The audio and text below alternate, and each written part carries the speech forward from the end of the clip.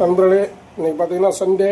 இன்றைக்கி எங்கள் வீட்டில் என்ன ஸ்பெஷல்னால் மட்டன், அதாவது ஆட்டுக்கறி குழம்பு. இதை எடுத்துகிட்டு இன்னொரு நேரத்தில் வறுக்க போகிறோம். குழம்பு ரெடியாக வச்சு அடுத்தது பார்த்திங்கன்னா குடல், தலை எல்லாம் போட்டு சூப் வச்சுருக்குது. சூப்பு குடிச்சிட்டு இதை எடுத்துகிட்டு தனியாக கிரேவி மாதிரி பண்ணியிருக்கோம். குடல் சூப்பு தண்ணி சூப்பராக இருக்கும்.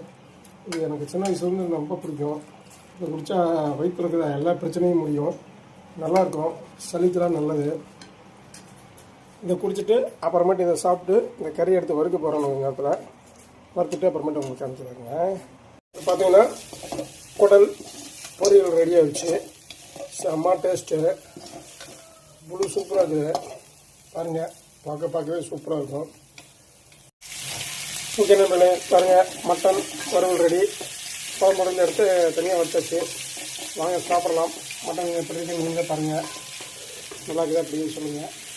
அடுத்து பார்த்தீங்கன்னா ஃபிஷ்ஷு, ஜிலேபி மீன் பொரியல். இது எங்கள் ஒய்ஃபு, ஏன்னா அவங்களுக்கு மட்டன் பிடிக்காது. அதனால் இது என்னது ஃபிஷ்ஷு பொரியல், ஜிலேபி மீன் பார்த்தீங்கன்னா மட்டன் குழம்பு ரெடியாக வச்சு. இது பார்த்தீங்கன்னா சூப்பு குடிச்சாச்சு. அது டைம் வச்சு வச்சுருக்கு.